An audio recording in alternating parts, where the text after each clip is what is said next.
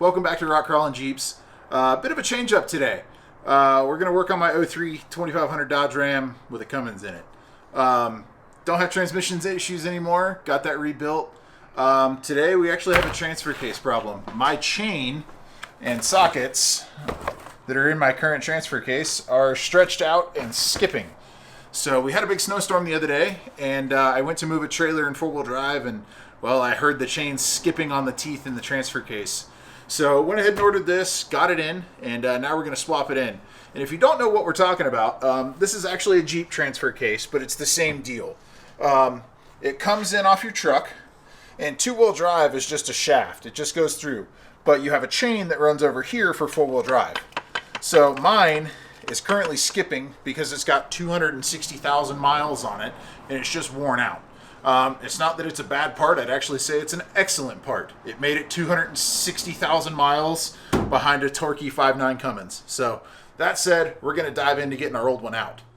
A little bit bigger than a Jeep down here, but we're going to go ahead and get our drive shaft bolts pulled out. Once we get those pulled out, we'll go ahead and separate our drive shaft. Now we have about 100 bolts around the outside of this case that we have to take off. Once we get those taken off, we can swap that chain out. We've got most of our fluid out. So now I'm going around and I'm getting all these transfer case bolts untorqued. And then we'll take the gun and we'll just kind of shoot the rest of them off of here. We've gotten all of our bolts pulled out of the transfer case that make them the two halves together. So now we're going to go ahead and separate our case. I'm not exactly sure how much force this is going to take. I'm pretty sure it's put together pretty well, but we should be able to just get it popped off. So that said, I'm going to try and get it popped off.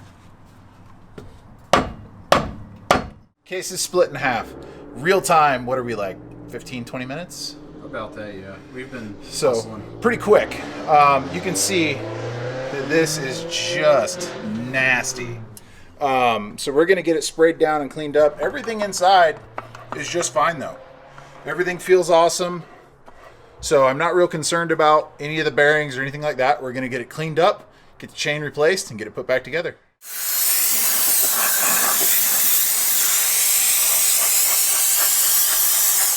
The number one thing you're going to want to have here is these pliers. These have, you'll notice they've got like a diamond cut in them to be able to take snap rings off. And if you don't have these, you're going to fight snap rings more than I'm going to. Because a normal set of snap ring pliers will not do what you need them to do.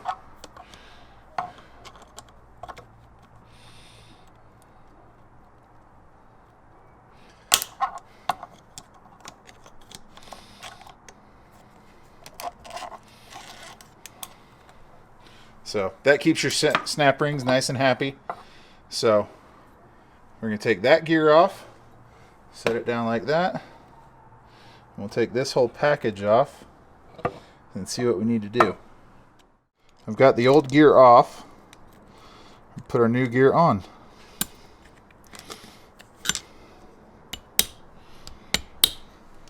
It's just that easy. So nothing on here looks to be damaged. Everything looks to be in great shape. I think all we're going to do is grab this here, give this a good wipe down real quick, and then we'll put it back on. So there's that. There's that. Now we'll put our snap ring back on. We got our new sprocket here installed. It's looking a whole lot better than the old one. We got our screen cleaned out. I went ahead and just felt something right there. I think it's just the screen itself. So we got the screen cleaned out. We got the case haft cleaned up. I went ahead underneath and brake cleaned and cleaned out the case down there. Now we're going to take our snap ring pliers and install our other new sprocket and go from there. There it goes. There she is. Hell yeah. Alright, so now we've got that in. Now we just got to put the other case half up together. We have one snap ring to do up here along with the pump line because we had to take this main shaft here out of the other half in order to do this the way that we wanted to do it. So now I will get this snap ring back where it belongs, and we'll put everything back together. We got the case halves back together. We've got them snugged. We're going to let the RTV dry up a little bit.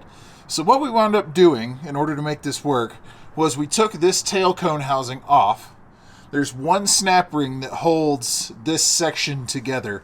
The cone comes off freely, but there's one snap ring that holds the main shaft into the back half of the case. So what we did is we took that off, we took the main shaft, put it in, and then we put the back half, or we put the front half of the case back on. Then we put that snap ring on. Then we installed our pump. I will warn you, if you do try and do this in the truck by just splitting it, you will have a little bit of fun getting the case halves back together and then getting the pump aligned and the line put back in it. It is kind of a pain in the ass. It's doable. We used a set of needle nose pliers and a pick. We managed to get it in there, but it does take a little bit of patience in order to get everything to line back up. I do think that this is easier than pulling the case, because in order to pull the case, you have to drop this cross member. So I would say that this is, what would you say, like a 6 out of 10 difficulty? Yeah, it wasn't too bad. A little frustrating at times, though. Yeah, I mean, if you've ever been inside of a transfer case, any chain-driven, like a new process unit, this is going to be very familiar territory for you. It's nice and simple. It just takes a little bit of knowledge and a lot of patience. So, that said, we're going to go watch the end of the Super Bowl. We'll let you know who wins, but you'll probably already know.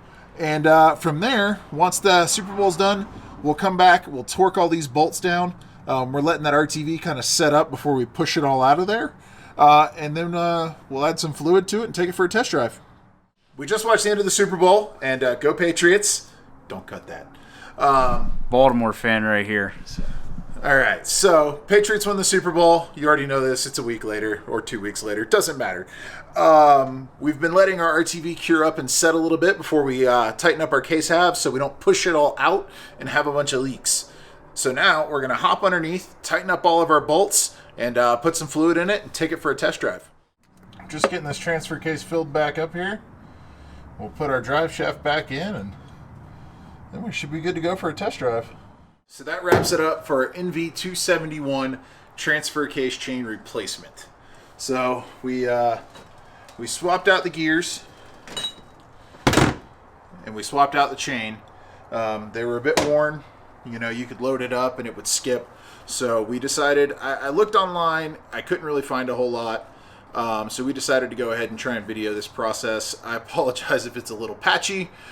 We kind of got caught up and started busting through some things to try and get this accomplished. So that said, I would say this is very easily doable. A second set of hands is definitely super helpful.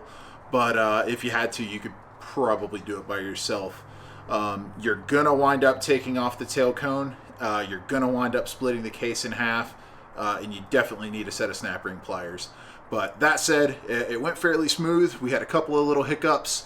But overall, super simple job to go ahead and take care of, leaving the back half of the case, or the front half, whichever you want to call it, attached to the transmission.